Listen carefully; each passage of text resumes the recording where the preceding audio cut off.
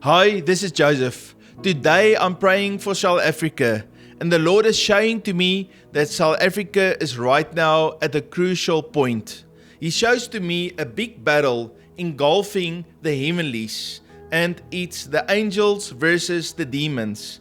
And the Lord shows to me the enemy wants to bring a spirit of war into South Africa, and this spirit of war wants to bring violence, genocide, uprisings and riots and chaos into this nation.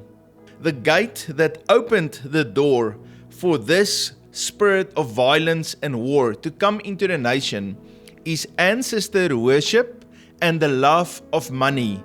I see many people worshipping their ancestors, and everywhere it opens up gates for the enemy to bring that spirit of war. And then again, people love money. They worship the god of Mammon. And both those two forms of idolatry has opened up the gates for violence, for riots and uprisings and war to enter into South Africa. The Lord shows to me how many people constantly speak death over South Africa. The young people hears that and they have no hope. That's why they are rising up in these riots and these uprisings.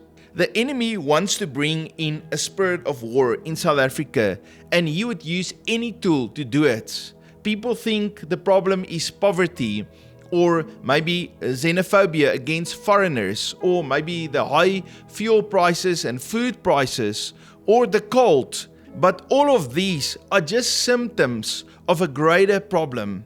You see, South Africa opened up a gate through ancestor worship and through the worship of Mammon for corrupt leaders to enter into the nation, and through that corrupt leaders, the enemy set up his leaders that looks in the spirit like locusts eating all of the resources in the nation. And so the Lord is today exposing that. With the enemy scheming and using all these tools and stirring up the people, there is a great storm coming to South Africa. But I felt the Lord is giving us this word. South Africa, if you pray and repent before me, it will not take place. This storm will not prevail. I'm releasing a spiritual shaking across the land, beginning at the tip of the continent, to expose and to remove what is unstable. What the enemy intends for harm, I will turn for good, for purification and awakening. This is the season of shaking before restoration.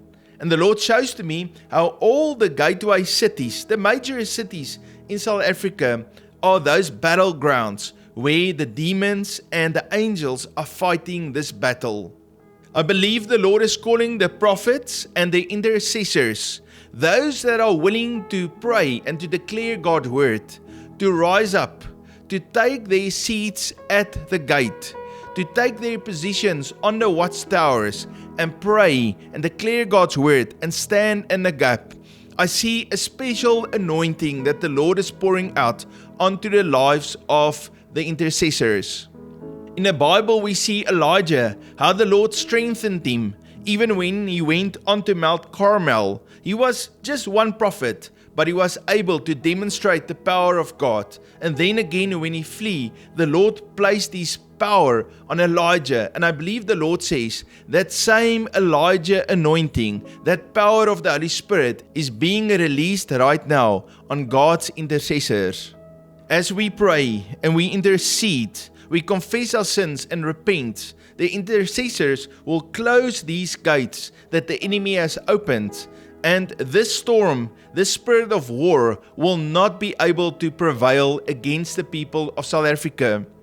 The Lord reminds me of that scripture that says, "No weapon formed against you shall prosper," and I declare that today over South Africa.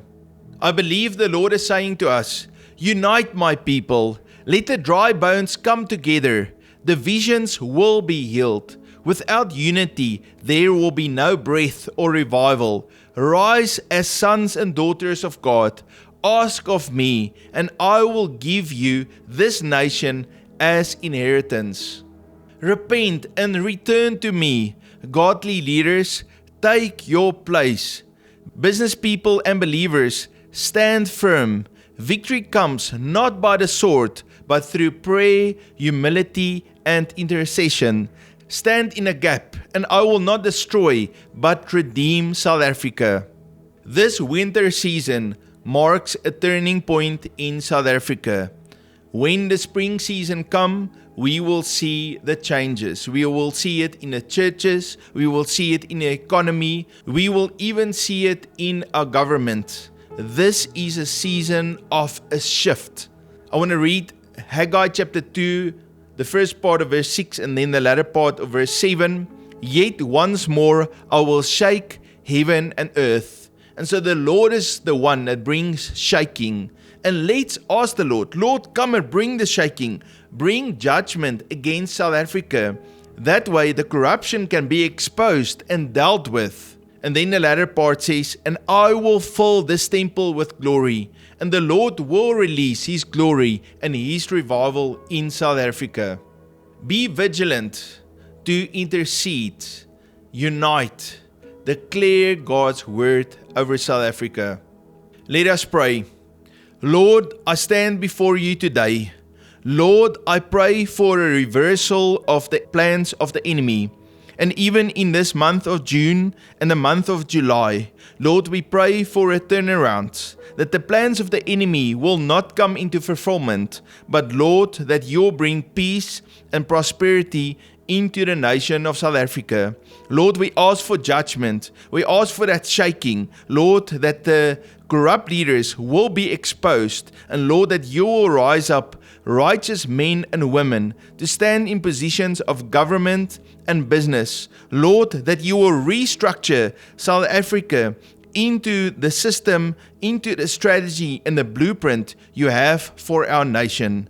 Lord, we put our trust in you. We come today and we repent of our sin. We confess the sin of ancestor worship.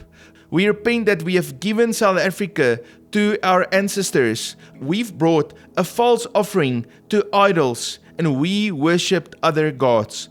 Lord, we repent that we have worshipped mammon. Lord, that we put money above you. We put money above other people. And Lord, we are guilty. We ask you for judgment on South Africa and on us, the church, the intercessors. Lord, come and wash us clean with your blood. Our only solution is the blood of Jesus. And Lord, that's why we cry out to you. That's why we repent of our sins and we turn to you. Lord, we ask, Lord, that you will wash us, South Africa, clean by the blood of Jesus. Lord, that you'll close the gates that the enemy has opened up.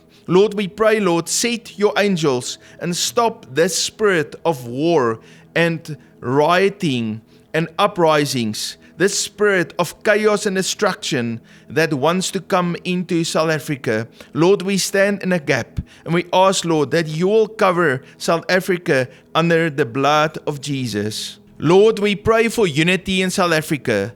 Lord, we pray for all of those dry bones to come together. Lord, we love each other in South Africa. Lord, we understand that we are different, that we look different, that we think different. But Lord, you have brought us together. And today, Lord, we unite before you in you. Lord, we are all children of God in Christ Jesus. And so, Lord, I pray for unity in South Africa, unity in the church, unity in our societies. And Lord, I pray now, Lord, for the breath of God, for the outpouring of the Holy Spirit, for revival to be released in South Africa. Lord, we worship you and we praise you. Lord, you have a plan. You have a purpose. Lord, you haven't left us, but you are restoring South Africa. Lord, we give you honor and praise in the name of Jesus.